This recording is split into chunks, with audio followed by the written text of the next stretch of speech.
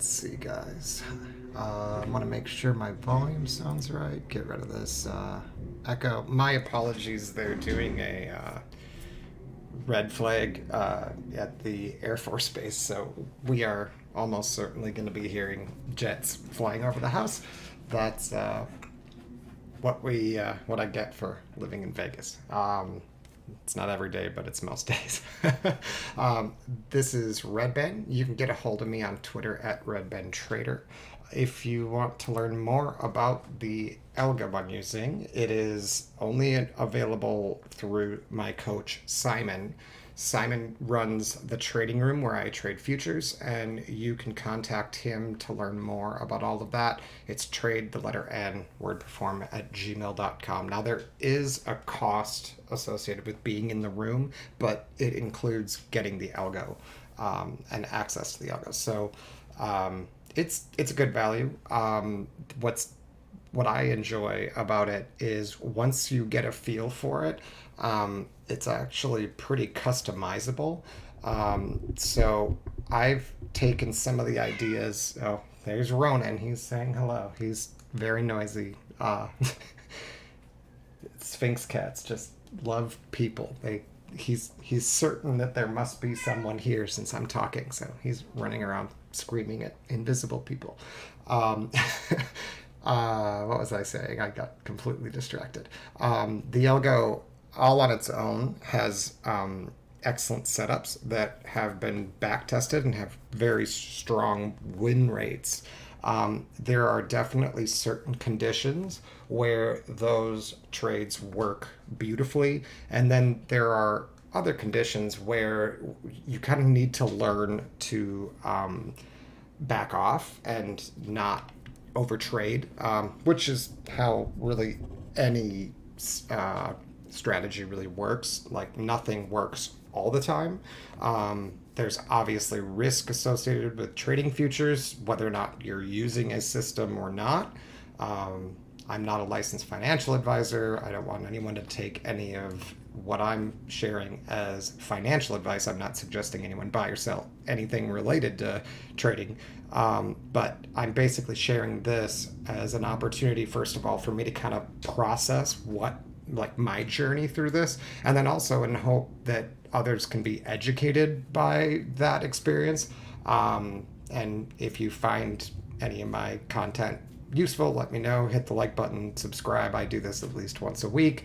Now, I do need to warn everyone who's not familiar with the algo that this is going to seem very foreign and confusing because there's lots of signals and triggers and lines and colors. So don't get too overwhelmed. First of all, when we're in the room, what most everyone else is looking at looks a little more like this, just a few signals. I've actually added like 2 or 3 to this screen as well, but this is a lot closer to what Simon's original algo looks like. It's not as complicated as what I'm currently using to trade.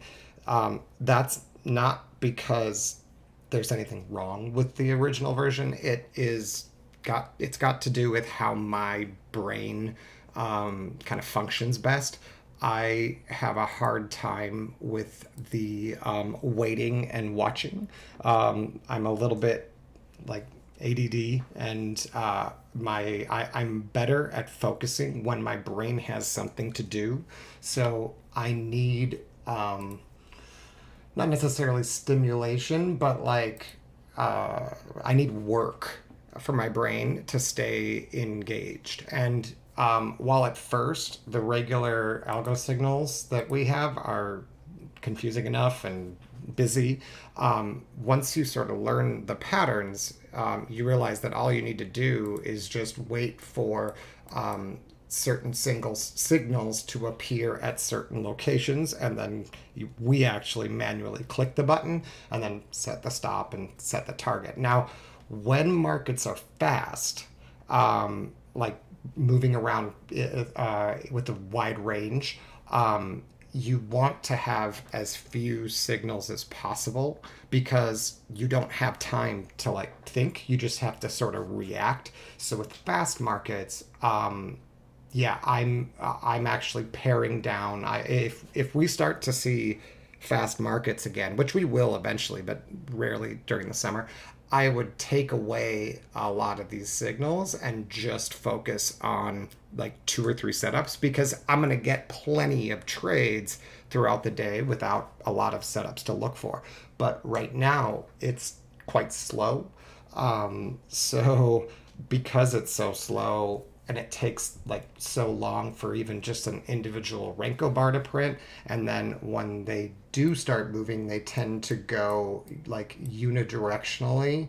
And what usually takes like a 3 minute move in like fast markets might take an hour and a half. Like I was pointing out in last night's stream that like this was the open on Wednesday and like it didn't do anything for like an hour plus. Like it just chopped around and that's really strange. So you need to be able to adjust to that.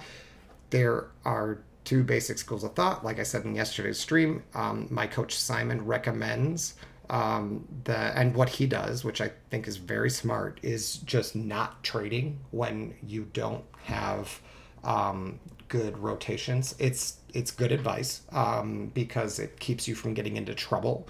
But it's hard for me to not do anything, to have nothing to look for. I'm okay not getting any trades, but my brain has a hard time staying engaged if I know I can't trade anything. And while it's fine just to like leave the screens, you don't have to trade every moment the market's open. It is kind of for me, I was interested in seeing if I could use some of these same signals and like filter other ideas into them so that I could maybe add some location. Sorry about the jet, it's going to probably fly right over the house, but the maybe that's a truck, sorry. But yeah, those two. But the yeah, the added signals that I'm putting on here, some of them are my own ideas, others come from team members. We all kind of work as a team to try to stay on process because really the key, no matter what your process is, you need like a functional system that says this is a trade setup, and if that's not there, don't push the button. If you don't have that, you shouldn't be trading with leverage. So products like futures or options or anything leveraged, it's really not a good idea just to like punt around and think like, oh, this looks bullish, I'll just get long. Like you're gonna have a very frustrating experience if you're trying to just use like intuition or levels alone. There's nothing wrong with having levels, but you can't expect every time the market returns to your level for a positive expected value trade to develop. It's just not realistic, especially when we need to keep our stops so small because we're using leverage. And for instance, this is NASDAQ NQ, which is basically what I trade these days. I used to trade ES. I kind of switched over to NQ once I got the algo. I don't think I could trade NQ without the algo. I was able to trade ES without the algo, but not very consistently. I would kind of boom like on the trend days and do really well, and then like we'd have a balance day and I'd give some back, and then we'd like dump and I'd like blow up. So it was boom bust, like that's a lot of people's experience trading with leverage, because if you don't, I did not have a clear system that said this is a trade and this isn't a trade, and when this trade triggers, this is what you're supposed to do. I didn't develop that, and I didn't have it. So you don't have to use, I'm not saying that everyone should be using this system, but what I would hope that most people get out of these videos is that having some sort of structured, systematic way to make decisions is honestly a requirement. Because even with this system, there's still going to be stops, there's still going to be days that I lose money, and there's still going to be weeks that I lose money. And even if I did everything right, there's just natural randomness or variance in how the market moves, and it can take multiple trading days for me to identify that I need to switch gears. Now, having a team definitely helps with this because others can share, like, oh, I tried this entry all day, and normally I have a 65% win rate, and today I had a 40% win rate. What's going on? And so the fact that I don't always have to be the one who's losing money to learn that is definitely valuable. But even with a team, I tend to be kind of stubborn when it comes to learning new things. I fight the new ideas, and I try to stick with like what I'm used to. And sometimes that means it can take a really long time for me to accept that something's not working, which is the risk of adding any signals or trades to your system, is that since that individual trade does not have like the team working together to back test it and forward test it, you're not going to know what's normal for that. Like you don't really know, like, is the 60% win rate I got today normal, right? Because like, even though past performance is not indicative of future results and all that stuff, which is definitely true, you even with past performance, like, I mean, even if you don't even have past performance, and all you have is today's performance, you're even you're even more clueless of whether or not it's going to be a successful trading setup over time, right? So the another purpose of doing these reviews is for me to be able to like not only like better understand like what, and make sure I don't get confused about what I'm supposed to do, but also to sort of journal and like have some kind of a way to demonstrate what, like, how it's working today, so that in the future I can like relate to that. So like, for instance, oh, did I get rid of it? Like today, where is this? Make sure I don't share all my account info. So today I did pretty good. Oh, it cleared it already. Dang. It says 0 for everything. All right. Well, you'll have to look at Twitter. I shared it. But that's all right. Uh, yeah, I did well today. But it was hard. Today was tricky. I definitely could have had a really rough day. And a lot of people in the room were kind of left holding their like just waiting, right, for something to happen. And there was basically maybe 2 or 3 decent trades. And if you were long only, there was maybe one, 2. So like, it would have been very easy to lose your shit today, especially if you're long only. Now, most of the time, like literally 90% of the time, when you're trading equity indexes, that this does not apply to bonds or CL or GC or anything else. But with indexes, the long side always is like, quote unquote, easier. You're more likely to get like follow through, relatively, what's the right word, like without as much randomness to the long side, basically just because most of the flows are usually long only. Now today we're starting to do the rebalance, which happens in the indexes, where they take some they decide, like, I'm not going to go into it, but basically, like, people have to redistribute their money based on what the indexes have in them, which 100 stocks or whatever are in there. And so if you made a lot of money in like 7 stocks, like it's been doing lately on the NASDAQ, if now you have to rebalance the amount of shares for each company is going to change for like what is in the NASDAQ because of the way that it works.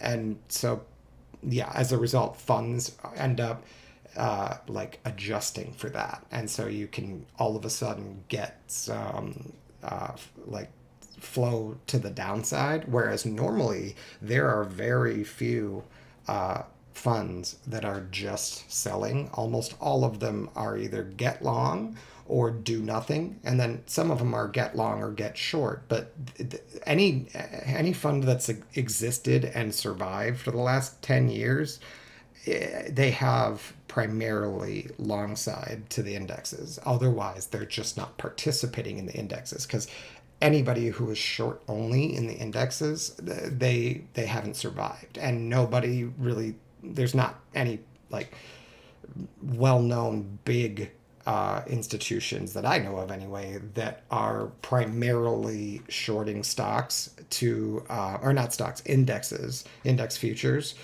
They might use the index futures to hedge other positions, but all in all, because that's a hedge, they're also flowing money into the individual equities, which then, or the options, which then gets the flows get to the futures. So it, one way or another, the result is that longs over time are usually the easier trade. They're going to be more likely to work over time. If you tried long for 100 days with this like setup A, and then you applied setup A in the inverse to the short side, your long-sided ones are going to vastly over like perform overperform your short side. So, and that's the case with almost every setup I've ever tested. So it's just part of the way the economy, the markets work, is that everyone just knows, oops, sorry, everyone knows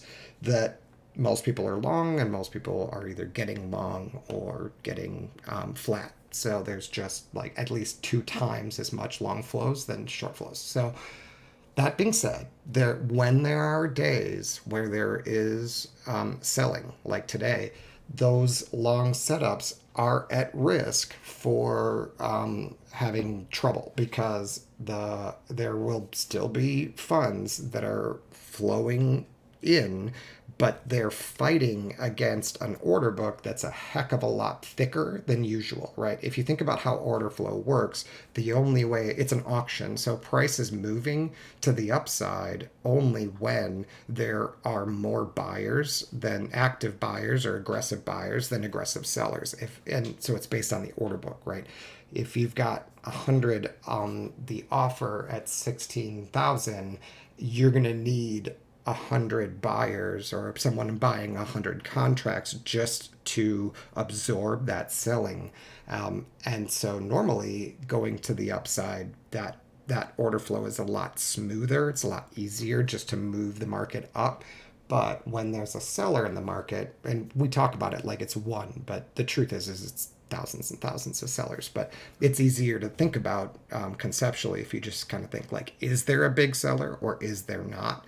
So when there is a big seller, you still have the long flows going in, but the seller is now likely to absorb those long flows. And as a result, short-term traders like retail traders or anybody doing short-term futures are going to adjust to that, and they're going to start to short. And then sometimes if you get enough imbalance of sellers versus buyers, you're going to affect higher time frames, right? So we see that all the time on the upside, but it's relatively rare to see that occur on the downside. So realize as we go through, I'm going to primarily point out the long-sided trades, but there are sell trades that also trigger. It's just kind of tricky to like explain how to know whether or not you should be short or long. Technically, you can switch back and forth, but the challenge with that is that if you always have in the back of your mind that this might set up short, the chances that you're going to miss the big long trades are way higher, because when the big long trades develop, there has to be short sellers stuck in the market. And if you think you're looking for a short, that short seller may be you. And the inverse is also true. If you're long only, you're occasionally going to get like stuck, but most of the time you're going to be waiting for good or excellent opportunities to develop, and they just won't develop if it's going down only.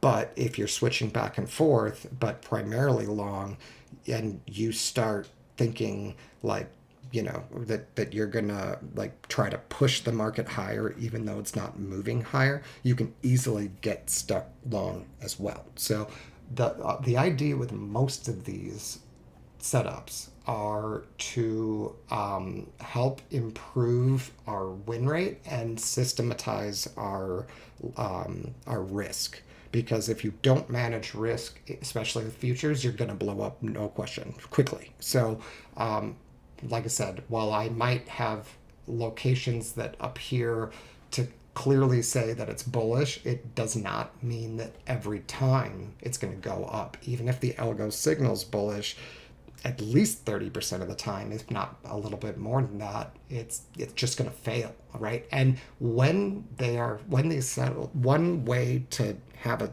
sense or to learn that these flows have shifted is to see, first of all, that no long setups are really developing, and that the long setups that do develop, that typically give us pretty good extensions, are muted.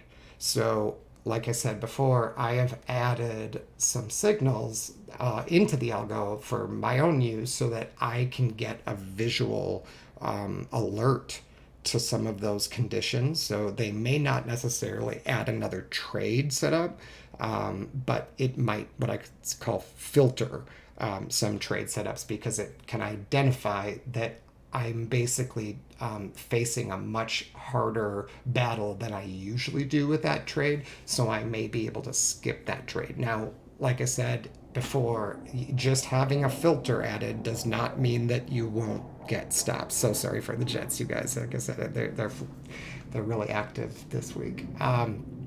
Which, I mean, I'm glad someone's flying them, but they sure are noisy. But yeah, God, so distracted. What was I saying? The filters are not going to completely, no filter will completely get rid of any stops, right? That's just not realistic. So you still have to manage risk. Okay, so let me quick review. I'm not going to explain every single one of these signals. It would take me 4 hours to try to go into all of what they all mean. Some of them I'm not even really like capable of doing that because it's password protected. If it's something that that is in the algo initially, like we don't have access to like knowing what the code is, but you don't need it. You just need to know what the pattern is, and then backtest it yourself so that you can build enough confidence to say, yes, when I see like a pink bar with a white triangle on it and it's above a purple bar, then I should be getting long and putting my stop below the bar prior to it. And so once you start to learn the patterns, it really is just a matter of deciding, do I want to get long here or do I want to not get long here? And then when the setup hits, if you decide you want to get long in this location, you click the button, and if it doesn't, you don't. So, like I said, without going into too much detail, I want to explain a few things that are different. Now, this one looks a lot more like the Trade and Perform algo, the initial algo, but I've added a few things. But the one I actually typically trade with, especially when it's slow, has more signals and they're slightly different looking. So, like I said, I know the more you add, the more confusing it gets because people are unfamiliar with it. But I want to show how having some of these filters, usually what I've done is over 2 years, I've added them one at a time. I think it's very difficult to just be handed something that has 50 different colors and signals and expect to interpret it all. So a lot of times I'll use the simpler version just to explain things. But I want to point out something that I recently added that I talked about in yesterday's stream, but there was a condition that I did not share that because I was primarily looking for I was trying to explain what to do during slower markets, but there's kind of another way to use those signals. So I'm going to do it here first because it's easier to see, but then we're going to go to the one with more signals, the complicated one, and I'm going to show you there's actually like there's areas where that exact same like process can work. So if I'm going to go back to yesterday because there's not going to be that many of these setups, and I'll just explain it quick. So here's yesterday, Tuesday, 7/18. So if we see a green arrow, that is not a buy entry, like I said yesterday, but it's a sign that there is flows to the upside. When we see a red arrow, that is not a sell signal on its own, but it's a sign that there are increased flows to the downside. So the basics, like I said yesterday, if you want to learn more about this, I did like a 3-hour stream on it, backtesting it, and it's pretty cool. But it only works during slow markets. You can't expect these kind of setups where something signals you that something might happen and then you wait for the market to return to that location and take a trade. That does not work when the market's fast at all. But when it's slow and it takes forever to come back to the location, you can use these little techniques to kind of take advantage of the fact that everybody knows where the big buyers and big sellers were and where that changed. And so because they have plenty of time to prep, you know where to look basically for the important trades. So the basic way to use this is if it is bearish, in other words, if you're going from the upper left to the bottom right in general, like here, we got above the channel, we came back to the bottom of the channel, and neutral would be stay inside the channel and then maybe go a little up with pink bars and maybe come down a little bit for purple bars, but not really spend any time. Most of the time would be spent in the middle, not on the outside. Well, when you spend time, and remember this is Renko, so they're not time-based, but if you get a lot of bars, particularly that have the little yellow dash, which is the VPOC of the bar, I connect mine with a line because I have a much easier time seeing the order flow that way. But when you get bars that aren't purple or pink and they've got the bar, that little dash below the channel, that is a clear indication that it's probably bearish to neutral. It's not a sell signal, but it shouldn't happen very often if it's bullish. When it's bullish, you'll get the inverse. And if you get too far away from the channel, you can trap people up here. And then they become resistance.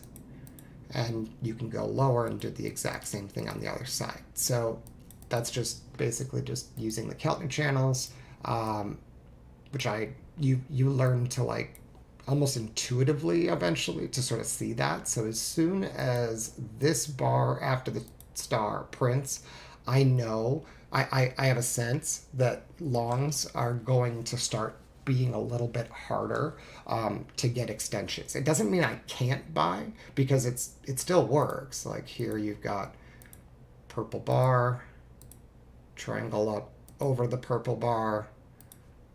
Once that triangle up closes, the entry is anywhere inside that bar. So any of these prices, if you get a pullback, are acceptable. And then my stop has to go down here. That's the way I do it.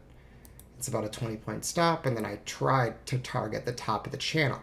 And if I just miss it, I might just exit. Otherwise, I will take some off and see if I can push. But it depends on the situation. If I'm looking at this, right, and we've been straight up, can't even get to the bottom of the channel. Well, my first guess is if I see this, I'm not bearish at all. I'm thinking, okay, we're just like riding the rails higher. And the only way I can be bearish is if we trap someone. And that, like I said, happens here. Oops. So that happens here.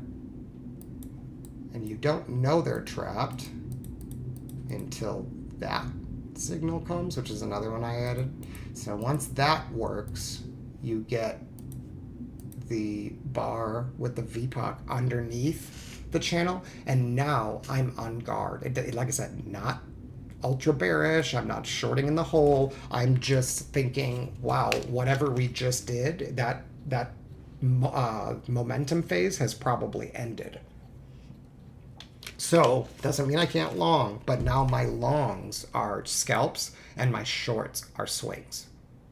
So the first long, I really, to simplify this, I really only get trades signaled with the triangles. And I'm not talking about the blue ones. Those are the swing lows and swing highs. I'm talking about the little, in this one, it's red and white, like Simon's, and on my main one, oh yeah, they're red and white here too. So, but yeah, that's where most of my entries are, with a few exceptions. So if you don't see a white triangle, I can't be long in general. And if you don't see a red triangle, I can't be short. But there's ways to filter out the places where we really shouldn't get long and short on the triangles. That's really the long and short of it. So like I said, here, red triangle down is at the low is very helpful, but purple bar at the bottom, and then getting a triangle that closes above that purple bar is pretty much always a long as I'm not up here at the top of the channel. You don't want to take longs up here, and you don't want to take shorts down here, because see, the inverse of that, if you were shorting, is getting a red triangle underneath any pink bars. So all of these red triangles are technically shorts, but I would basically never take that one. Oh, in fact, this one technically would be as well, right? Because you've got a purple bar, triangle down. So I'm going to need some evidence that it's extremely bearish to take these entries. In the same sense, over here we did have that evidence, but if I didn't have any evidence that it was bullish, this entry, triangle above a purple bar, that entry would be filtered out. But in this case, I have evidence that we're bullish. Like I'll get into that in a minute, but so that's just one of the many trade setups that we use in the trade and perform room, and it's one that I rely on pretty heavily for scalping. But what I found is that if I keep track of these flows, the green and the red, that once I've had a green, the another setup that I learned a year ago, but didn't have a super high win rate, so I didn't use it very often, is when you get a red triangle down and then 2 bars later you get a white triangle, regardless of the colors, that alone can usually produce at least 2 bars of a lift, as long as you're not running into resistance. You can see it triggers here as well, and here as well. Now, what I didn't understand then, but do now, is that for that setup to work, you either need a purple bar on the red triangle down for the long, or you need flows to be primarily bullish. So an easy way for me to see that flows are primarily bullish is see a green arrow, and as long as I'm at that price or higher on my entry, I am above somebody who made a significant decision to get long there. So as long as I enter at 15.8, 16 or higher, I'm basically following in someone strong, and I'd much rather be doing that than following someone. There's not a failed entry, but if it didn't have that, like this triangle here, there is a purple bar and there's a triangle up, so technically it's a long, but there's no triangle down, first of all, and I don't have clear evidence that it's got bullish flow, especially when we've potentially exhausted here and then returned to the channel. It's not wrong, it's just lower odds without that evidence. So what is interesting about this is that level, that arrow right here, it basically remains useful as long as you don't get under it and see it act as resistance, or if you trap somebody above you and you therefore can't get any extension, so it's just not worth taking the trade because you'd be trading right into resistance.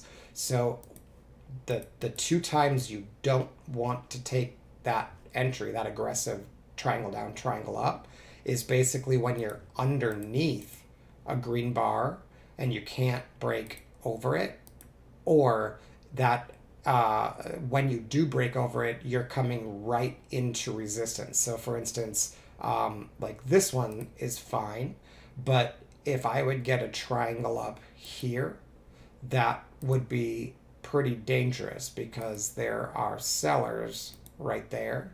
I'll find some more that are dangerous. But now here, let me see if I can find one real quick. Here, if the next one is triangle up, that would be an example. There. So this is a pretty dangerous entry because while you're above a green arrow, doesn't mean it's going to fail. It's just more dangerous.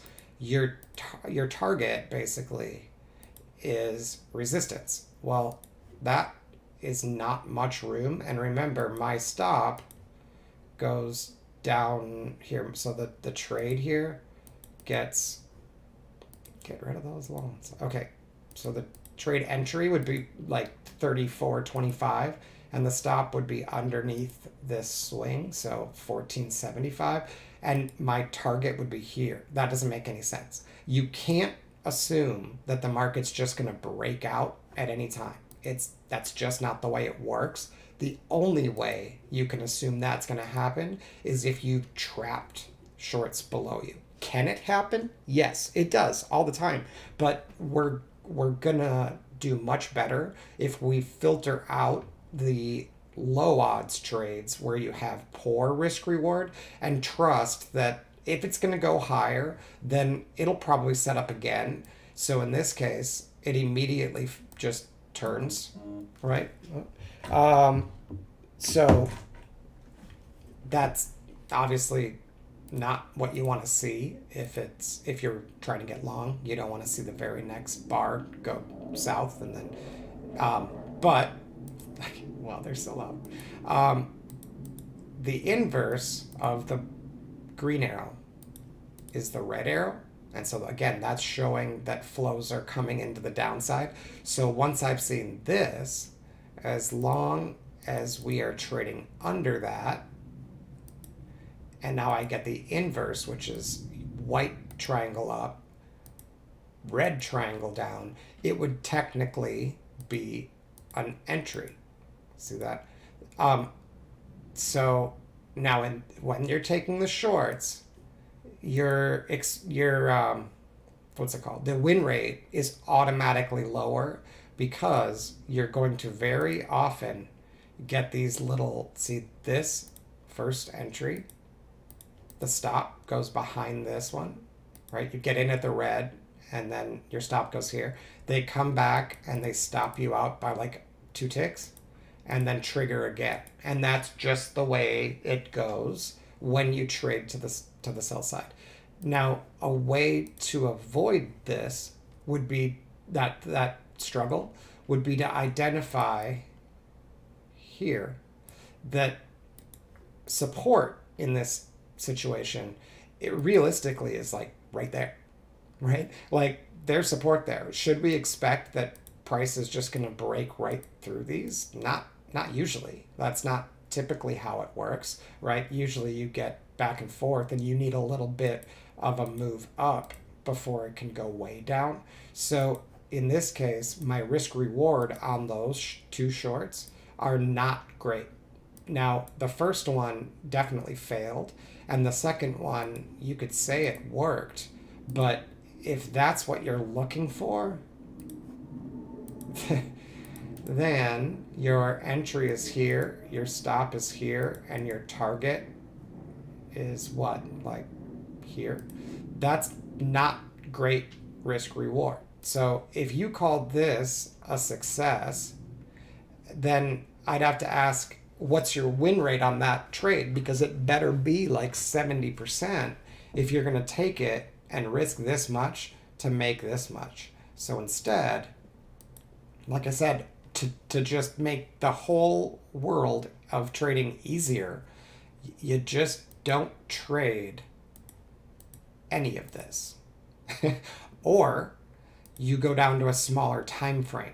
So if I take this same place and I jump down to the 15 tick, now this gets a little tricky because you have to know your direction. Otherwise, you're going to get stopped a lot. So here, I said there might be trap buyers, right? But we had a sign of some bullish flows. So here, there was a signal on the long side on the 24 tick. So if we go to the 15 tick, let me hide. Oh, I guess I can't hide both of them. I'll ignore the green. That's just previous single prints. So the purple is where the signal came on the 24 tick is right here. So at this point on the 24 tick, I've already been told to get long. But you can see on the 15 tick, we had flows way up here. We got under those flows, and that arrow became resistance. See that? So on the 15 tick, it's not bullish. It's bearish unless you get over this, which is confusing. But the higher time frame is actually the one that matters. The smaller time frame is just for looking for entries. So in this case, because the 24 tick says bullish, I can look for a bull entry. Now I didn't get one yet, but if this would have been triangle up, that would have been an entry. But look, resistance is right here, so I shouldn't do it. It didn't trigger anyway. And now we got another flow signal. There's no triangle down, so there's nothing to do here, unless you're going to take the star trap, which is I'll talk about that in a minute. But let's see if we get the entry we want. Triangle down, triangle up is what we want. It's got to be in three bars. Again, I see these, but we're gonna focus primarily on the higher time frame for direction. So I don't know if it does set up or not, but if it does, I'm hoping we might have better risk reward. It might not set up. It doesn't set up to the long side. So let's see if it sets up to the short side. So at this point, we see the short entry, but we said it's a little, well, sorry, not the short entry. It's because there's no triangle up here. It's short flows, right? And we might have a long trader stuck up here. So now let's see if we get a short entry. Again, we're going to ignore this because higher time frame says short, and we want those shorts to come up here, and we want it triangle up, triangle down, preferably. There are other ways, but it's easier to understand if we go one at a time.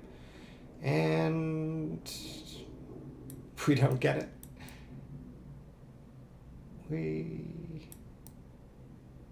Right there. I was like, please tell me we get one. Triangle up, triangle down. Now, my stop for this, the entry is 04 or anytime below, above that if we want to wait for a pullback. And then the stop is like, let's say like 17 or something. So the stop is smaller, and that means that I really only have to target down here somewhere to get that 1-to-1 or better. So what I can do now is I can go back to the higher time frame. Oh, is it? That's right, I got it on high. So now it triggers here at 04. I don't mean to move that. So now we have to ask, is it reasonable to expect price to come down here? Right? That's the next question is, while it looks like on this time frame that I have risk reward, am I going to struggle here for any reason. And the primary reason you would struggle, or might think you would struggle, is that we had this guy here, and a very easy way to decide whether or not it's okay to be long or short is once you get these flow signals, if you get under them with the VPOC, the yellow line, and the bar is not purple. So it's got to be one of these bear bars, not a purple bar. And those purple and pink bars, they're very useful because they tell us where like prices or orders were just pulled off the order book. So it's not exactly like confidence sign when people are pulling their orders from the order book. You can get price to move a lot just by order book movement, order book changes. Whereas if I can get a real bar, it means they tried to fight back. The buyers tried to fight back, but we got most of the volume below the level. Now, in this case, if you look closely, we did not take out this low with the VPOC yet on a bear bar that's not purple. Still haven't. That's purple. There. Non-purple bar, purple or pink. It's bearish, and the VPOC line, the yellow line, is below the low of this flow. Now, it's not automatically a sell sign, but what it means is as long as the VPOC went down and we closed below it, then we really can't be long unless we take back that bar. Now, if you want, I don't want to get too in the weeds in this, but technically, if you had something like this with the triple purple bars and you took it out, you closed below it with a purple bar, and the VPOC, the yellow dash, is below it, so not this one, but this one, while it's not necessarily bearish, if you want to be cautious, you would say, I'm not going to take any longs unless we recover that level. And it's the most conservative way to do it. You may miss some longs, but it can help immensely with taking a bunch of stops over and over again. So if we use that, we could say, well, we do have at our, I forget what our entry was. It was like 08 or something. We would know at that point that we had not taken this out. So we'd have no reason on this time frame to be confident that that level would be taken. So it's a dangerous entry unless you had a target on a even higher time frame. But on this time frame, did we have flow? Are we, let me see. So on this time frame, and again, the 15 tick is harder because it's going to have more stops if you don't refer to the higher time frames. But what's the very lowest green arrow? Is it this one? So on the smaller time frame, this is the last time we saw relatively strong flows to the bull side. Yep. So see here, we got a wick under it, but no VPOC and no close. There, we got a VPOC and a close below it. And more importantly, we got a close and a VPOC below this VPOC. So and again, volume point of control is where most of the volume is, the price with the most volume in that bar. So technically, the bar before it, if we want to be conservative, the bar before it closed below the low, and it's got a lower VPOC by like a tick or two. So if you want to be super conservative, you stop longing unless you get over 825. Okay, so now knowing this,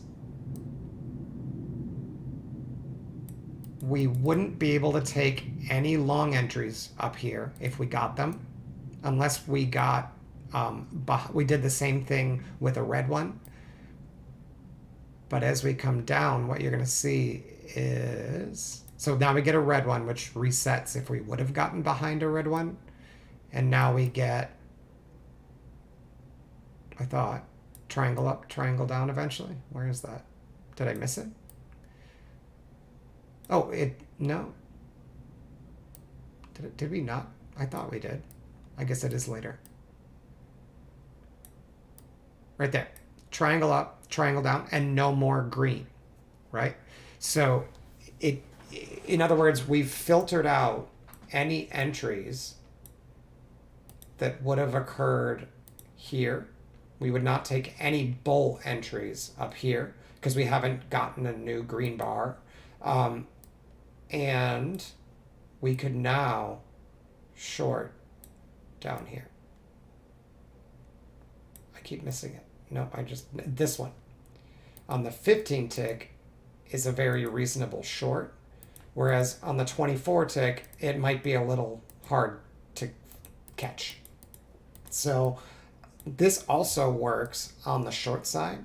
So let me go back to like a time like this where you might have thought like this looks sketchy. I don't know if I should be long or short, right? It's kind of like difficult to read. Again, you might miss trades, but your win rate will be way better if you do this on the 24 tick. So green arrow up, right? He's way out of position. And I talk about this extensively in my stream from yesterday, but this is a very vulnerable bar.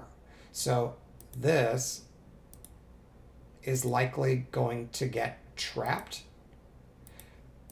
but simply getting a close underneath it like that and getting VPOC to shift down. So here's the yellow line on the one with the arrow. It shifted up here, but below it here. See how yellow line went down? So this bar would need to get beat, this one, before I would even think about longing, unless I get another green arrow and I can target this. So if this is my target and I have good risk reward, I could then long if I get the setup. So then we get another green one, right? So we would draw the line and we're looking for a close below as well as a VPOC drop. Closed below, VPOC dropped, right? This bar with the triangle, it's not bearish, but it's saying don't be bullish unless you can get an entry above that. The entry has to come above that. So we're going to get rid of this one. So this is like our current line in the sand. You don't have to short down here, but you probably want to be cautious with longs. So we wait. It's easier to do this one direction at a time. It's much harder to go back and forth. Okay, so we got above it, but that's not a long entry. It's not a triangle, right? So we got to wait. So we don't do anything there. But if we got a long entry and everything was right about it up here, we could technically take it. But in this case, we're at the top of the channel. So for me, that's not a valid entry anyway. So what basically has to happen for a long entry to be valid for me is this lower channel needs to lift up so that my valid entry triggers up here, or we need a new long flow signal. So we wait. Okay, new long flow signal. Very good sign. So now, and we've got triangle down before it. So if the very next bar is triangle up, I can buy it. Yep. But location on the channel sucks. So what I'd prefer to do is to wait, skip this one, because again, I'm not over resistance. And my target is here, but my stop needs to go under here, and my entry goes here. I don't quite have one-to-one. Even if we break out, I expect to have trouble breaking this level because of that other flow signal. So this is not a very good entry. It might work, but over time, if you take this kind of entry, you're gonna like not always make money over time, right? This one might work, but long haul, you want to take the best entries, and this one's a little like suspicious. But if I get a pullback, as long as we don't get under this, I can get another long. So I get one bar, comes right to the top of the channel and reverses. Not surprised at all. That's why I don't want to take it. What I want now is triangle down, triangle up. Now we got a triangle up, but that one's probably not. Yeah, it'll probably work, but it's not good enough for me to take because there's no triangle here with this setup. There would be other ways to take it, but not yet. Not I haven't explained that. So far we just have to wait, but we haven't lost any money, right? Then we get another one. Okay, so now as long as we don't lose that, I could consider taking entries. Triangle down. Oh. So here we closed underneath the flow signal and VPOC dropped, right? So now for me to get long, I need my entry to be above this. Okay. So we wait because there's no entry. Triangle down. Oh, if this would have been triangle up, it would have been better. I'm in the middle of the channel now, and I'm a little bit closer to my, or I have more room to my target, but it just didn't set up. And note that you don't want to buy these arrows. That's not what they're for. You don't just buy them. You need to, now, let's see if we get it here. Triangle up, no, triangle down. Triangle up, there we go. Is this, oh, we got an arrow anyway, so even if it wasn't above it, this moves down here, right? And it did not get taken out. But even if we wouldn't have gotten this arrow, I said that our entry needed to be, it was this one above this, and it is. But then we got another arrow, and that arrow didn't get taken out. So we already knew that any entry in here would be okay. Note that now I'm much closer to the bottom of the channel versus this, where I was like basically at the top of the channel. Whoops. Now, where's the other one? This one was like right next to the channel, right? And this was far from the edge that I want my trades to test on. This is a lot closer. Is it perfect? No, right? My stop still needs to go here. My entry still needs to go here. And my target is the trap trader. It's not pretty. It was, oh, did we already, no, it's this. We did, this one probably will work, but because we've already cleared him. See how this guy, we trapped this one, and then we cleared the order book. So that is probably fine now. So now my target technically is resistance up here somewhere. But if you hate taking stops, you can, it doesn't necessarily mean they won't sell that, but this one's better after this move. And remember, my stop goes down here. Now look, we get another entry. Triangle down, triangle up, right? This one does not have as good risk reward. See, this one was close to 1-1. This really is not 1-1. So this one is kind of stinky. There, so I've gotten my 1-1 And now, if I think it's bullish on the higher time frame, I can hold a runner, but I definitely want to take profit at resistance. Now my runner pays. And what's nice about that whole sequence is there actually was 0 stops. Now sometimes there's still going to be stops. Now let's look at it on the short side, right? What if you saw this and you thought, wow, that looks bearish. I want to find a sell. Okay, well, we need a red arrow. Okay, there's a red arrow. If we take him out, we're going to need to get below the bar that closed above him with a VPOC above it. Okay, the VPOC on that arrow bar is here. Is that equal above? So this bar right here with the star, it closed above the high of the arrow, and VPOC went up 1 tick. So I need my short signals to signal down there. Otherwise, I'm not bearish. No red arrows. So if this would have been a signal, like triangle up, triangle down, I could have taken this as long as I had risk reward to my target, which is support, right? But technically that's the only bar that could have triggered for short. Other than that, I'm not going to be able to catch this with this system. Okay, this one, triangle up, right? Triangle down. The close is below my level. I could have taken that one if I'm okay targeting support. Well, where's support? My entry's here. My stop is here. Pretty big stop.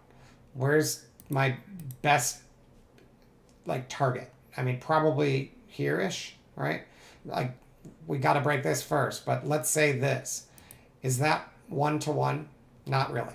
It's probably 1-to-3 or something, right? So not great.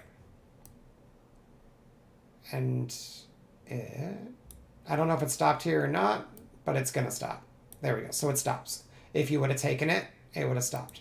Now we got another arrow, right? Does the arrow?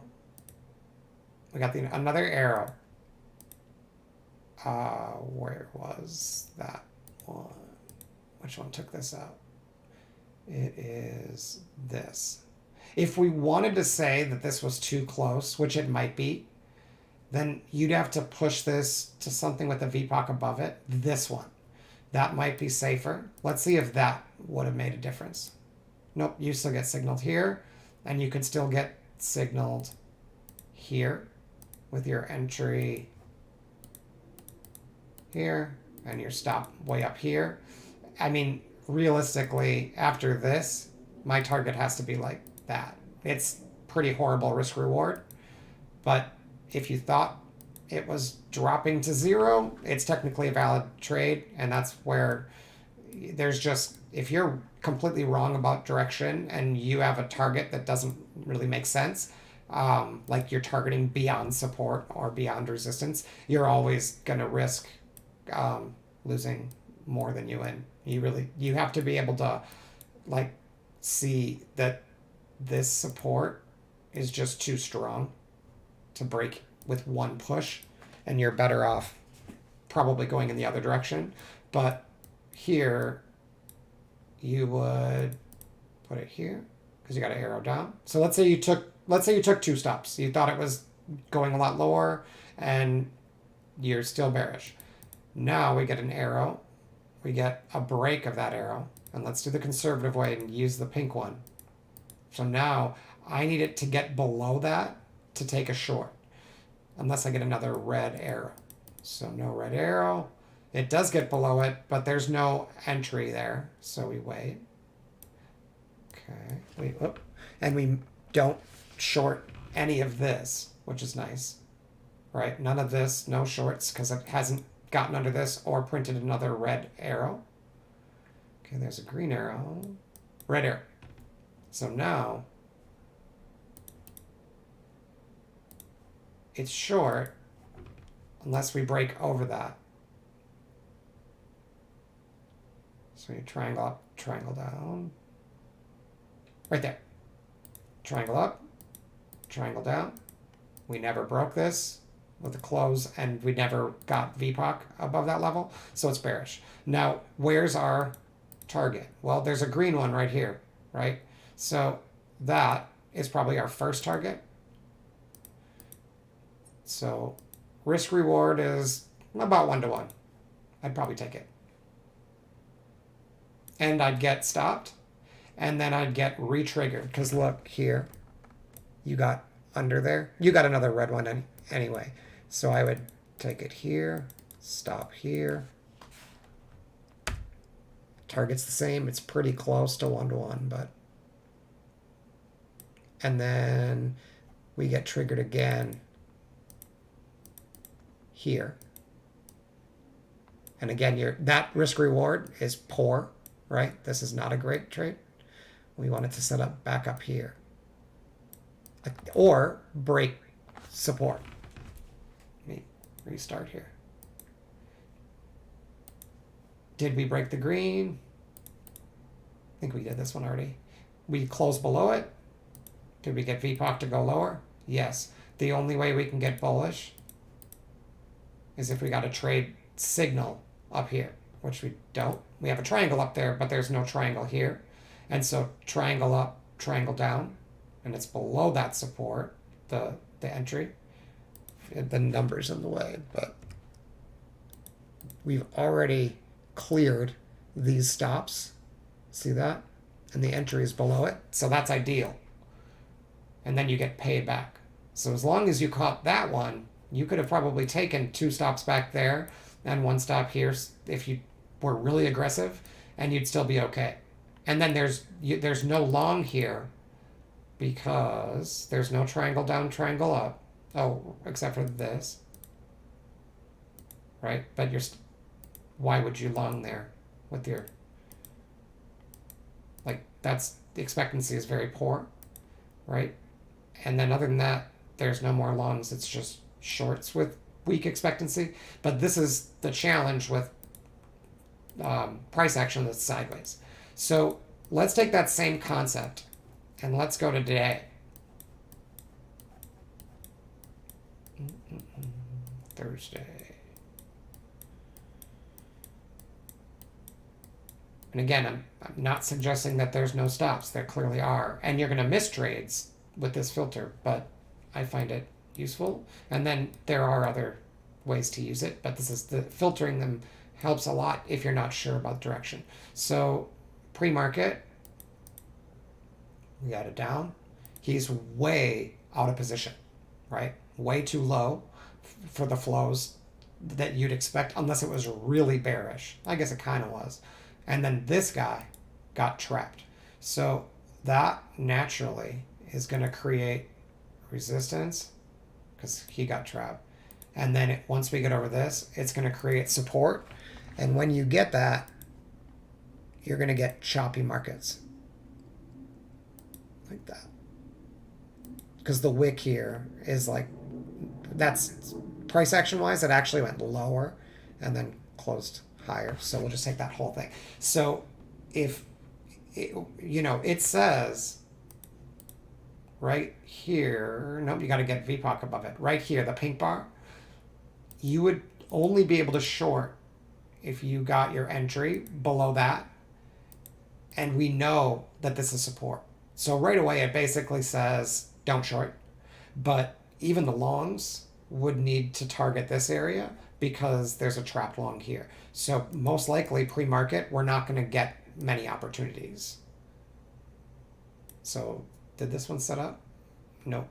No signal. If we're just using triangle up, triangle down.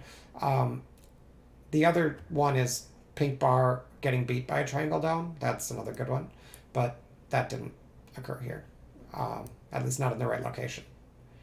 So we're waiting. You could technically go purple bar, beat by triangle up, if you want to just, knowing that the location is good, because you're like, yeah, at support, that's where those work better.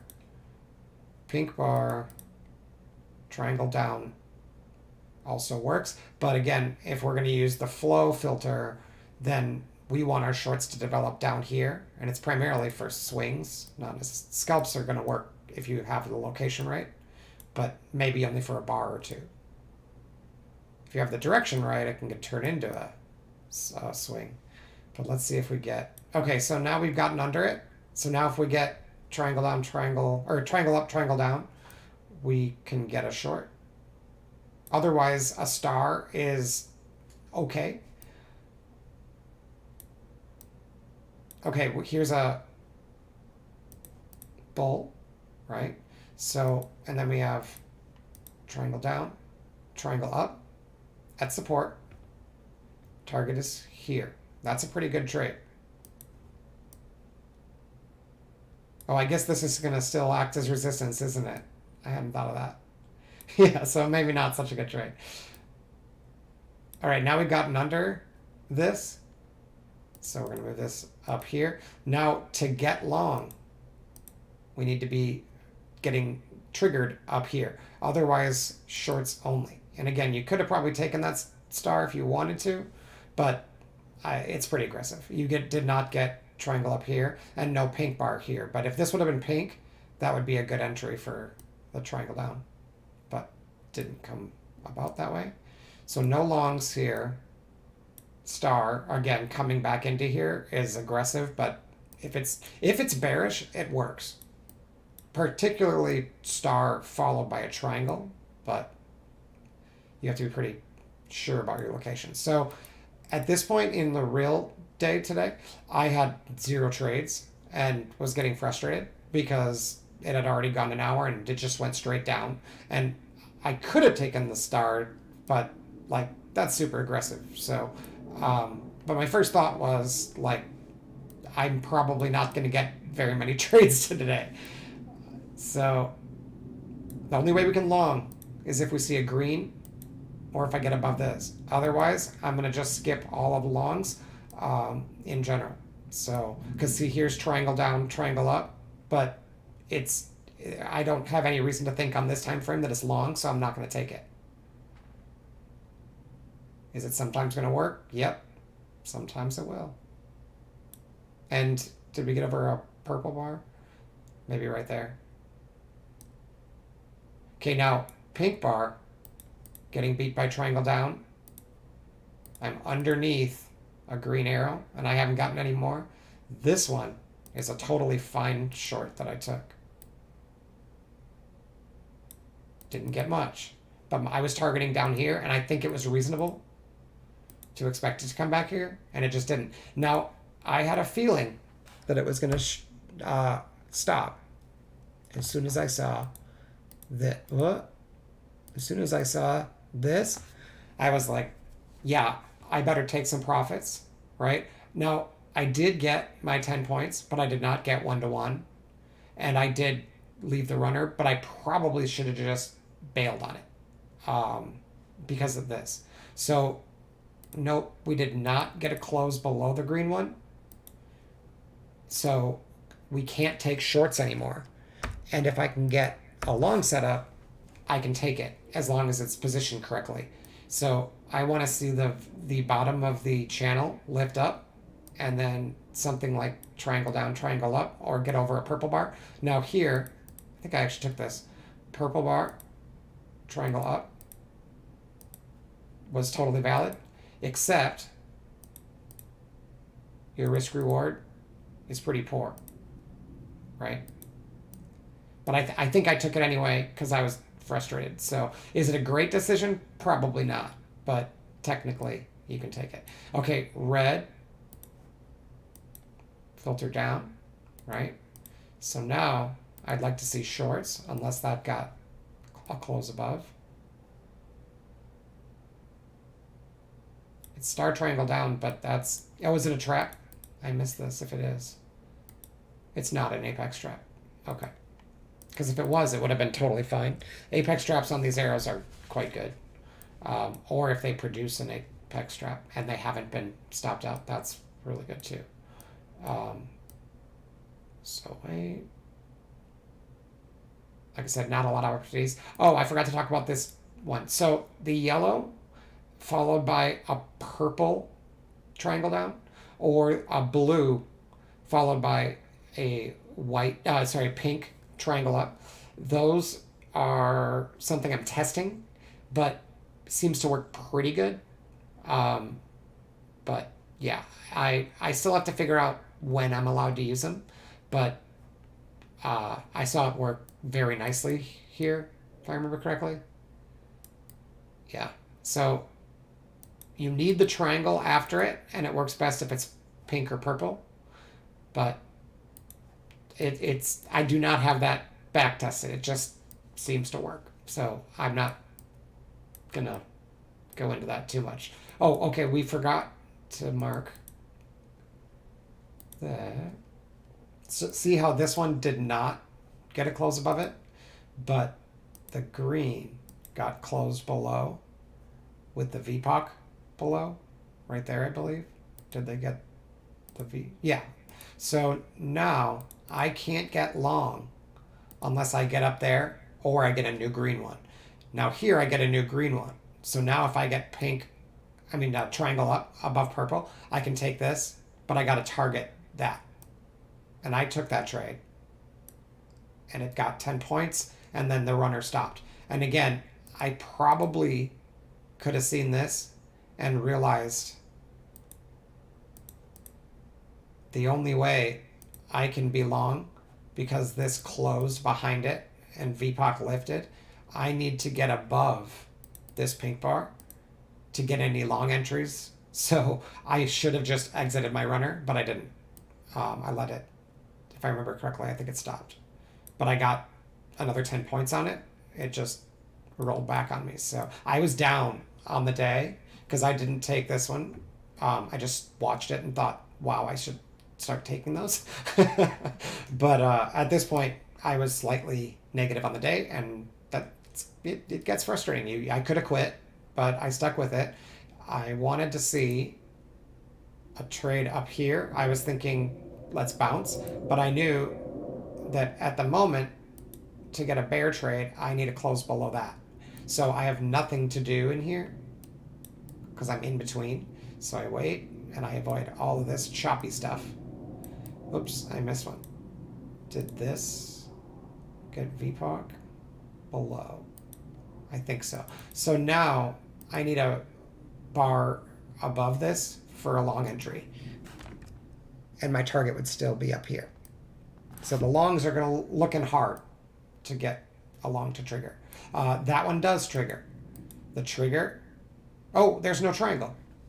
Looks like there should be. But purple bar down, if that would have been triangle up, it's above the level I need it to be.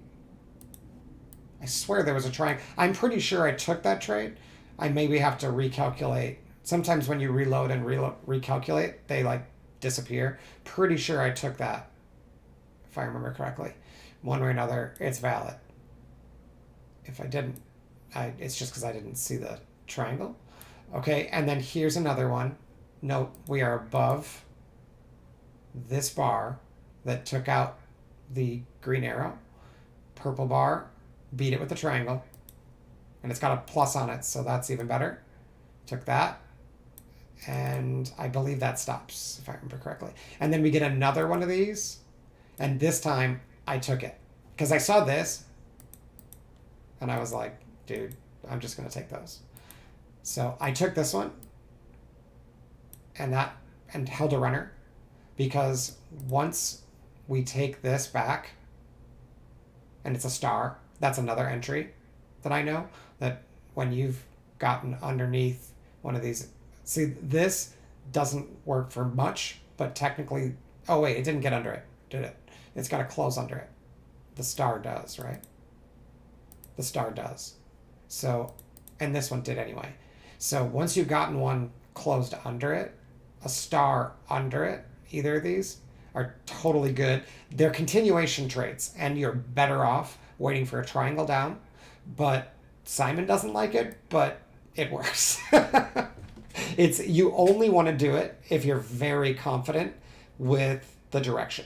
It is technically not on process, right? It's just identifying that the market's dropping. My longs aren't working, right? We had a long here. This is what I was talking about before, where as the more you work with the algo, you realize if it's bullish, this should have worked. It gets like 8 points and rolls. And I got in on the triangle down. When I saw yellow, purple bar with the triangle down, after seeing that work so well here, I was like, yeah, it's bearish. So I took that. And then I think it was, if this gives a triangle, yeah, so I took 10 points. And then when I saw this, I reloaded the 10 points, which is aggressive, to be fair. It's aggressive. But that's really bearish. And remember what the open looked like, right? So, and that's where most of my P&L came from. So, and at this point, remember, we've gotten under this, right? So I can't be bullish. I think it was this one that beat it. I can't be bullish unless we get above this or we get a new green signal, which means I might miss the low, but I know I'm bearish here, which is helpful. Okay, we get another one. Okay, so now I can be bullish, but I need a setup. Triangle down, triangle up. Took this trade. That's valid for me for long, and it immediately stopped. It also got me out of my short, by the way, because I was short here, and I was like, when I saw this, I was like, okay, I better get out, and then it triggered. I'm like, well, I'm supposed to get long, and it stopped. And I thought it was going to stop. I was expecting it to stop, but it's valid. So you have to practice doing it right, and accept that 30% of the time you're going to get a stop. If you have a setup that you know or trust works that often, you just have to do it over and over again. Now, I looked at this before I started the stream, and I realized I think it might be invalid because we closed below it, but the entry signal is above that purple bar, so I don't really know. Like I said, it's my own idea, so I'm not completely sure if that's acceptable or not, but for sure from this point on, I need a buy signal to happen up here for me to take it, and you don't get it. So this way, like if I was looking for stars for some reason, that filters out this. So now, since we're under it, I know I'm looking for bears, right? So if this was a star, I could take the triangle down. It wasn't, so I had nothing to do. And this guy, if he would have been followed by a pink bar with a triangle, I'd get long because they work sometimes. And is this the one that Simon called out that I took anyway? I think this might have been. So by my filter with the what's it called? The arrows, I was not bullish, but Simon mentioned that we've been going down a lot and we have a purple bar. I think this is the one. And he said in the room, hey, that closed above a purple bar, or at least it's even to it. I'm going to look for a long. And he was trying to get long on a pullback here. And I just kind of marketed in. Like, so it's not on process for me, but it's on process for the room to get long there. I just pushed it a little bit. And what I was thinking at the time was, even though I know that it might not be bullish, my bull target is here. So that would be a killer trade. So even though it's not bullish, I can take a counter trend trade as long as this is a reasonable risk reward. And it definitely is. Look, my entry, even where I took it, like here, and my stop was under the low. If I would have gotten up here, that's like a 3 or 4 to 1 trade. So 3 to 1, I think. So I was willing to mark it in and take it, even though it was counter trend, because I know it works sometimes. And when it does, I could get paid really well. And that kind of made my day. I took my first profit at the VPOC, one of these. This little dotted line is where the VPOC over time is, and they make for really good targets. So I think it was this one. I think I took my first here, and then maybe it was this one. It might have been this one. And then I said I was going to hold the rest to the close, hoping that maybe I'd get up here. And we closed. I was going to say, I know we just missed it. Yeah, right in here somewhere. Nope, 55, still in it. So now, if I get a bull entry up here, I can take it. But it's the end of the day. And, oh, it already closed. So my exit was around here. So that's that on the 24. Now, knowing that it's bearish, someone was asking today, how do you trade the 15? Because I do, just not every day. But when you get moves like this and you have a way to filter out that it's not bullish, like here I wasn't certain, right? I took this and then it reversed. I'm like, okay, it looks like it's bearish. Once we broke down under this, like right here, you could technically go to the 15 at this point and look for entries if you wanted to. So there's your last arrow on the 15. It got closed under with a VPOC under probably here. So you'd need a long above that. And then that's your target for any longs going forward if you get under it. And other than that, you're short. And remember, star, triangle down underneath these is a pretty good momentum trade if it's going in that direction. So that's how you catch that. And then still, since I'm underneath that, triangle down, or sorry, triangle up, triangle down works, or the star trap, which if I see one, I'll point out. Also divergent bar, followed by triangle that gets the VPOC below the low is actually a pretty good trade. But this is also star triangle down in a bearish environment, which again is off process, but it works. So now on this time frame, it says you could technically take longs now as long as that doesn't get taken out, but it immediately gets taken out. So now I need longs above that only. Otherwise it's shorts only. And if I get a star on that line down, I could take it. Here's the star trap.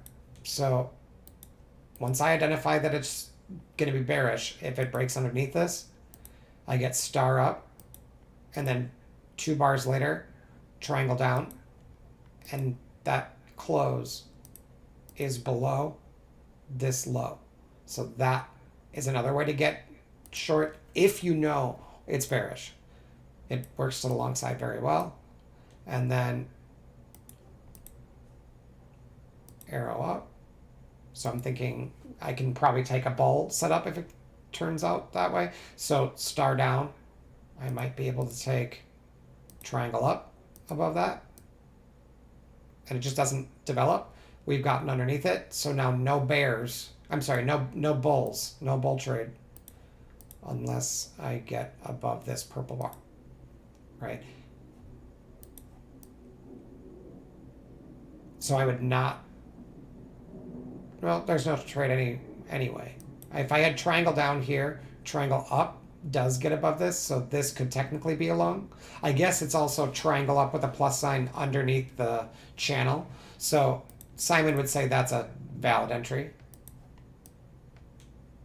And it works. Actually, that's pretty sweet. Then we get down arrow, but we beat it right here. So now I can't get short unless it gets under this triangle up bar. So I'm definitely not shorting these. And then, oh, this is a long. Triangle down, triangle up. But look where I am, right into resistance. So not going to take that. Just not good expectancy. And now I've got another red. So if we got triangle up here, this would be a beautiful short, but it didn't work out that way. It has to be exactly like that.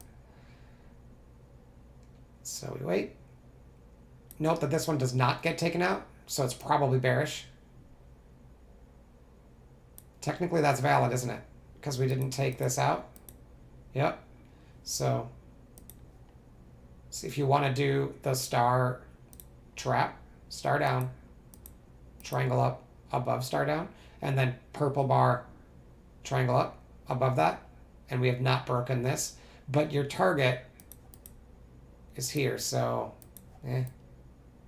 right? Like, it's valid, but you don't have much meat left on the bone. Okay, no setup there. All right, now I want to see this hold, otherwise I'm bearish. No setup. That sucks. Sometimes it just doesn't set up. If this would have been a star down, that would have been a beautiful entry. Okay, so there's another one of those yellow things. So you could probably just short it, apparently. And then your stop goes here. As long as they're like at the edge like this, not in the middle. Then, nope, no triangle up.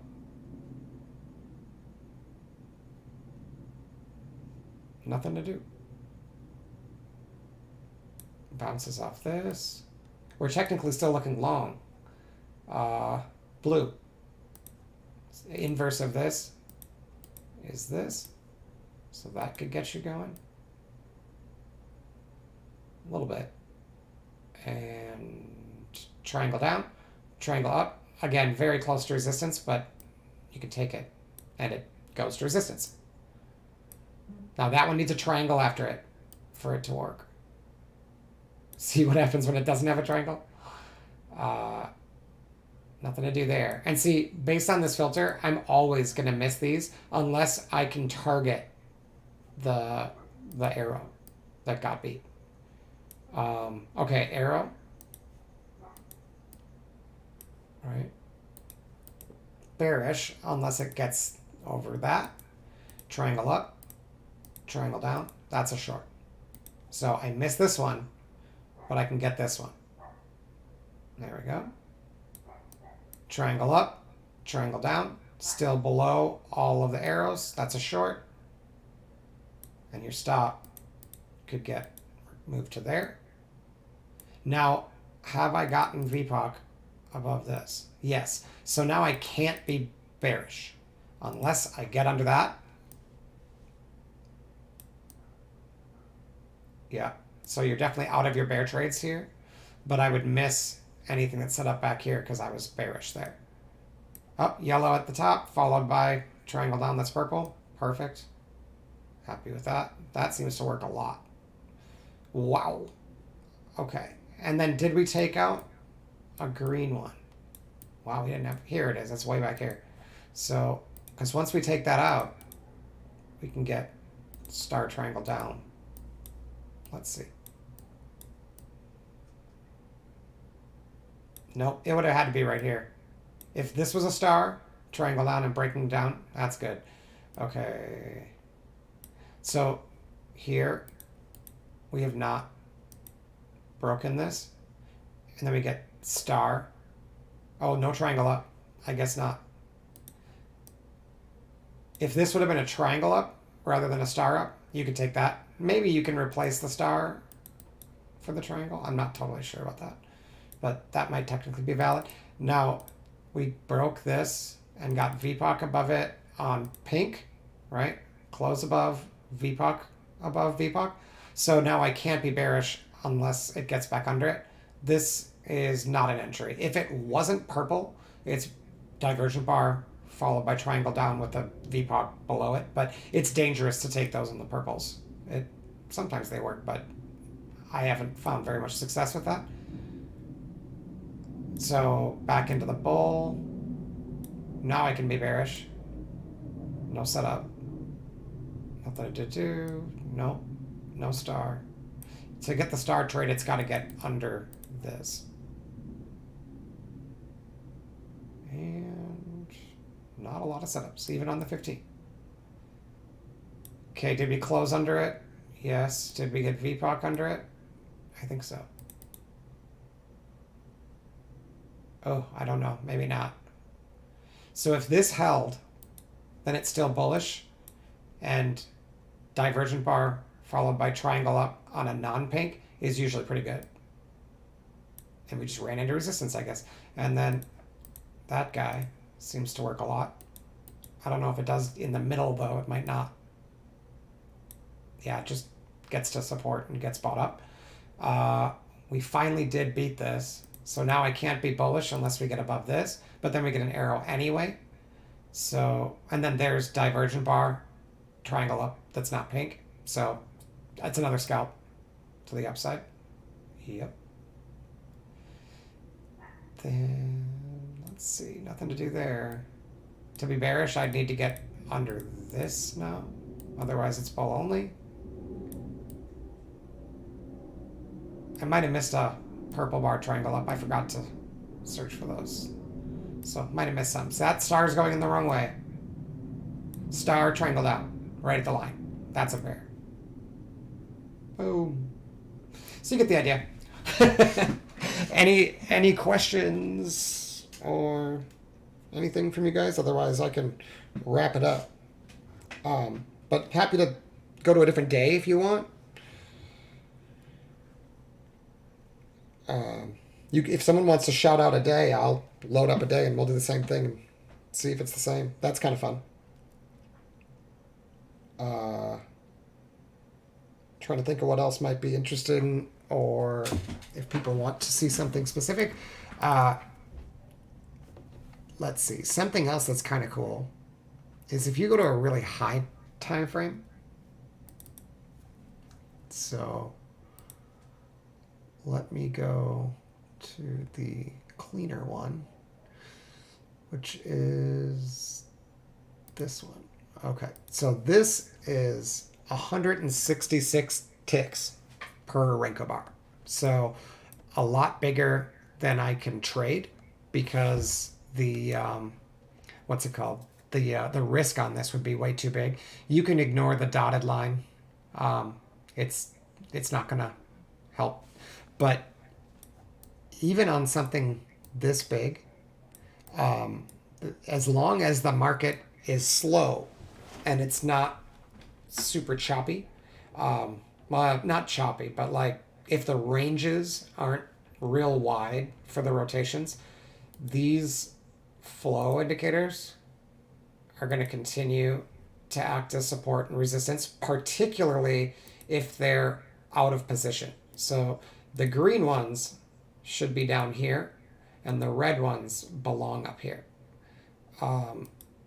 You don't, Xavier. I can share them with people in the room. If you're in the trade and perform room and you want them, I'm happy to share the arrows or the little squares. If you're not in the room, there's nothing I can do because it will only work if you have Simon's algo. It refers to studies on Simon's algo, so it won't show up if you don't have Simon's algo.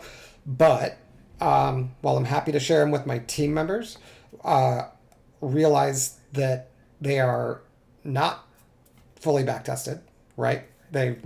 They probably don't have the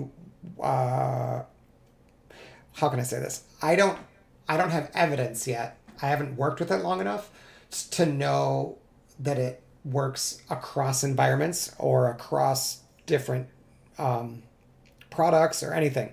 With the trade and perform entries, we've had so many people use them for so long that we know they're pretty consistent. So while I'll share them, the disclaimer is, while they seem to be working beautifully now, the day they stop working, don't blame me, right? You got to be able to take responsibility for like doing the work required to like build confidence with the system. I'm in the process of doing that with them.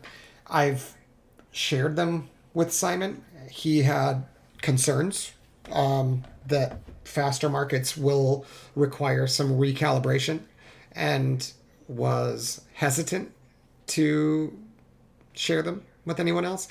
But I'm comfortable sharing them with someone who wants to learn a new system and already knows how to use the algo. If you want to add new new signals, but just realize while it is a filter, it's not going to stop you from taking stops, right?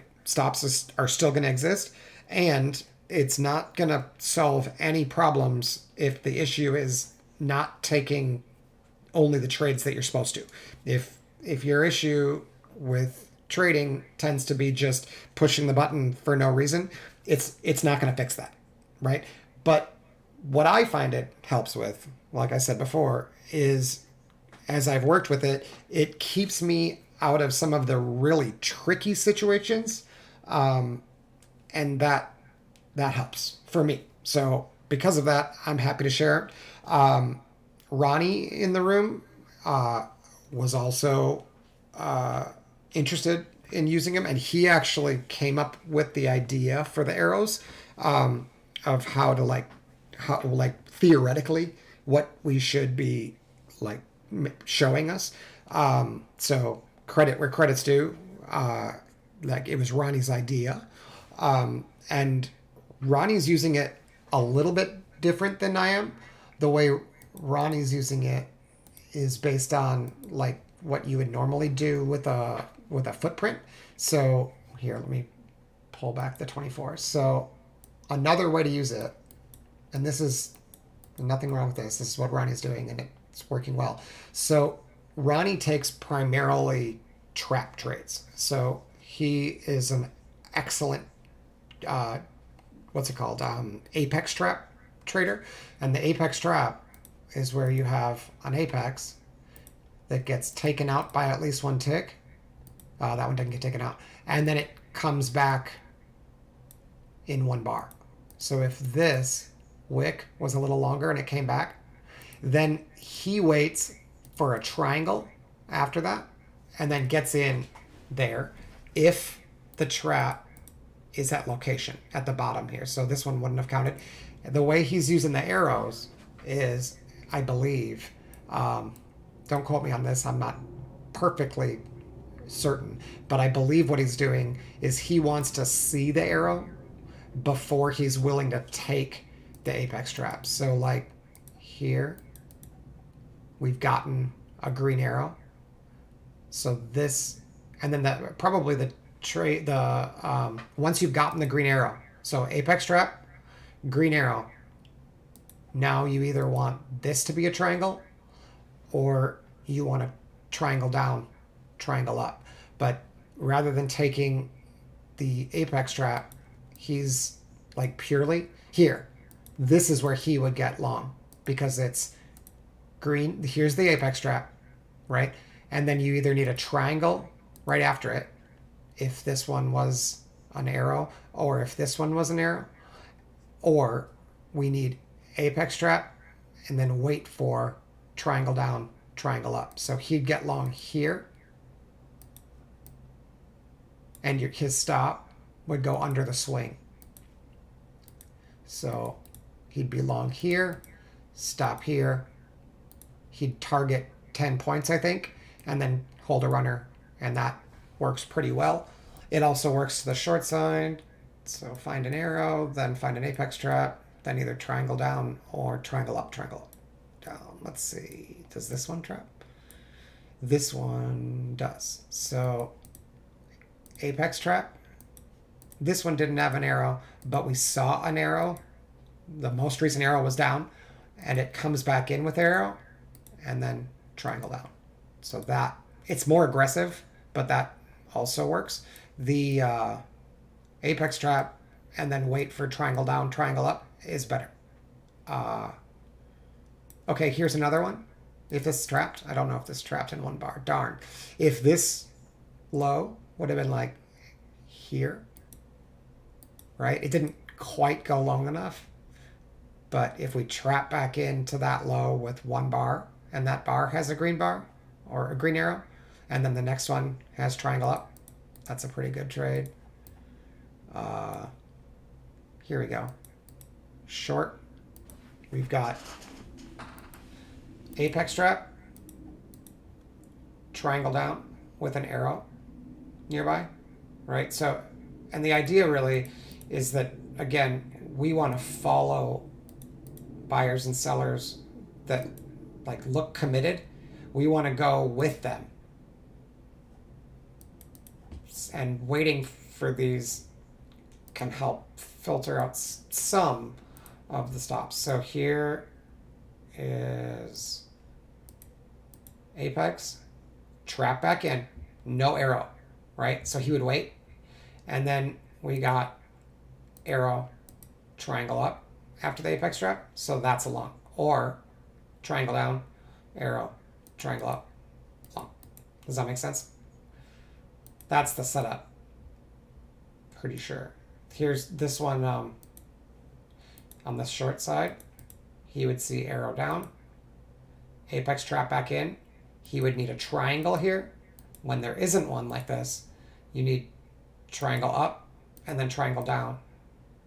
So he would not get this unless this was a triangle up or a triangle down right away. He would miss that one. But that's the result of having a filter, is it means you're going to miss some trades. So let's see if I can find another one. I think it's a good system. It's relatively straightforward. Does this one trigger? See, this one does not trap back in. Otherwise, that would have been a stop. Some of them definitely do stop. There we go. Apex trap comes back in with the down arrow, triangle down, short. That one stops. There we go. I was like, I know there's a... Oh, but then apex... Oh, it's so close. Apex trap, triangle up. No, you're not in the right spot on the channel for that. But technically, that's what it would look like if it was in the right place. But see how these blue boxes, when positioned correctly, just like lift us out of the lows? Isn't that cool? Pretty neat. Here, this is a good one. Apex trap, arrow, triangle up, long right here, stop under there. Pretty straightforward. And again, do you need it? No, you can just take all the apex traps with a triangle and you do fine. But it gives you some confidence that you're not like attacking spots that don't have any buyers. So like even this apex trap and then triangle down, triangle up, whether or not that triangle shows up here, or if you got triangle down, triangle up. If this was a triangle up, it would still technically be valid. But note here, you still get your 1-to-1. And then I think it fires again to the right. Yep. Apex trap with the arrow, triangle up, long. And then box, triangle down says get out. There, short. Or at least get out of your long. Like, these aren't always going to roll, but here's another. Oh, wait, there's no apex here. That's too bad. So that one doesn't quite set up. Unless, did this one drop back in? No. I mean, it did, but you didn't get triangle. He wants the triangle to be right after the arrow, or to get triangle up, triangle down. I think I took this, and I remember asking him if that's valid for him, and he said no. Here's another one. So this would not be valid for him. Like, I will take this. He will not. He wants the triangle here, or triangle down, triangle up. I also really like it when this one has a star down, but I don't think he takes that either. But like, it's up to how many stops you can handle and how many setups you can like juggle. Yeah, so that's that. But I showed in my my stream yesterday that if you go to a time when it's really fast, it may not work. So like if we go date range and go to like, when was it fast? Like December, maybe. 22. Let's do like December 1st to, let's see, we'll do like to 12, like 13. I think I have 15 bars. I don't know how many bars I have. It's gonna load. Let me see. Let's see what. So like completely different time period, but we'll stick with 24 tick.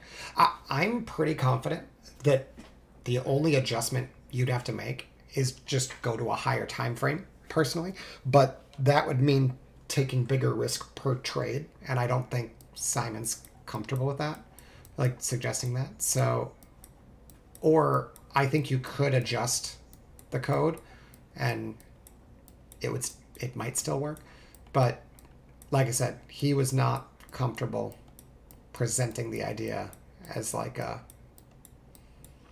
I don't know what's called, like an idea he was willing to get behind. So here's Tuesday, 12/13.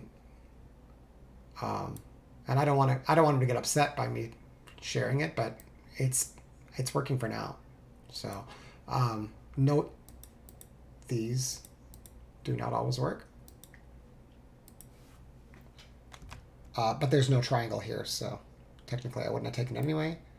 Okay, arrow down. My way of doing things would be you're bearish until here. Now you can't be bearish anymore. Now I'm looking for longs. So this one doesn't get triangle. This one gets a purple triangle. Flies down. And I'm still primarily looking long here. Okay. So arrow. No drop back in with a triangle, so nothing to do. And then it appears it gets bearish unless you get above that. And that's my star triangle down entry, right? Arrow, break with star triangle down, short.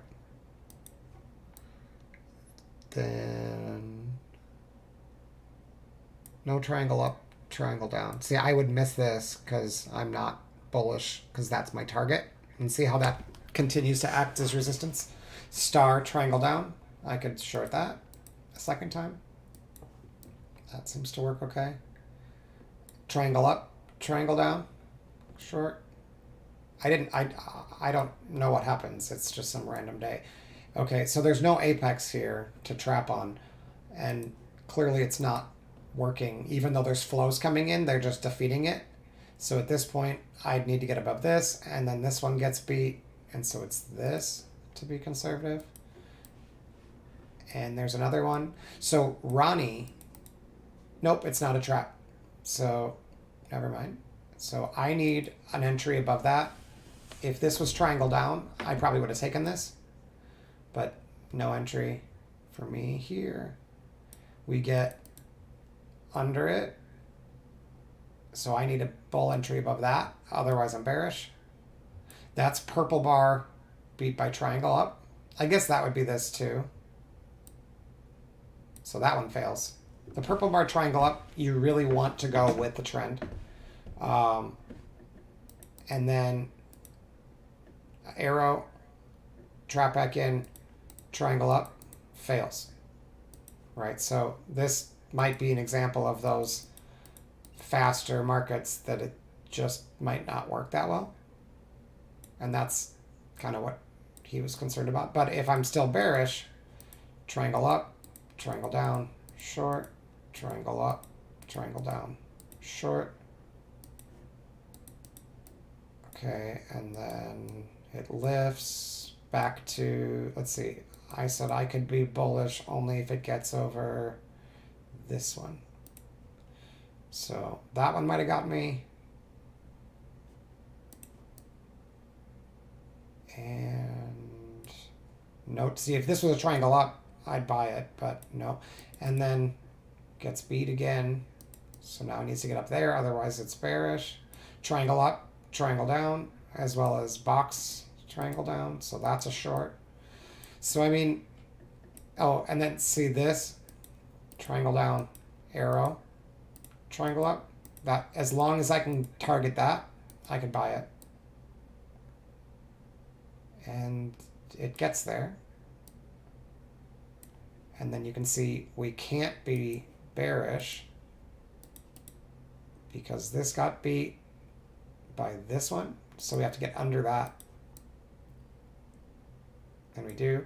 So that, if it's followed by a triangle, is a short. That one does not work. Then, is that a trap? Trap back in, triangle up. So that's Ronnie's trade right there. He would do nothing. Like, I think he had one stop, and then he'd buy that and do fine. And then it traps again. So this one you can take too, because this one's got the arrow. Boom. I mean, it might not be perfect. And there's box, lift, triangle up with the pink. Makes it better. Look at that. And then box, triangle down. Boom. So, I mean, take these and your day is done. It doesn't always work like that, but sometimes it seems to. Okay, then this. Yeah, so bearish under here. If this would have been a star, that would have been better. No triangle. Star, triangle down. It's very dangerous to take it down here, but that's your prerogative if you want to do it. Then here, we need a triangle up. Nope. No, we'd need star, triangle down, triangle up.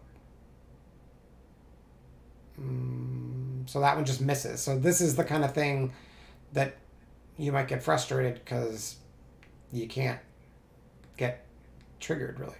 So, but sometimes it comes back.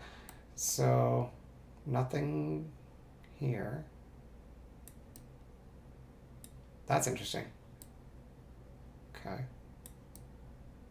Okay, there's another one, but there, I wish there was a triangle here.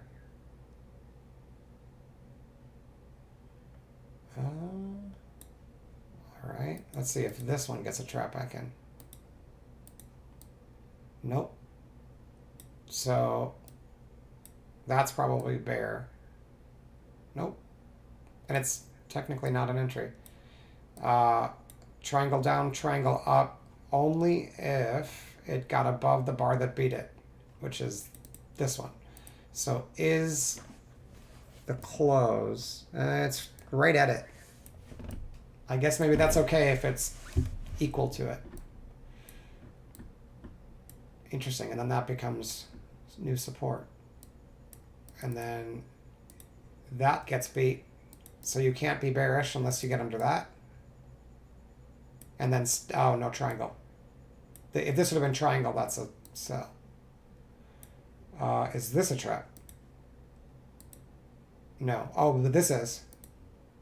So arrow, trap back in, triangle down, lower.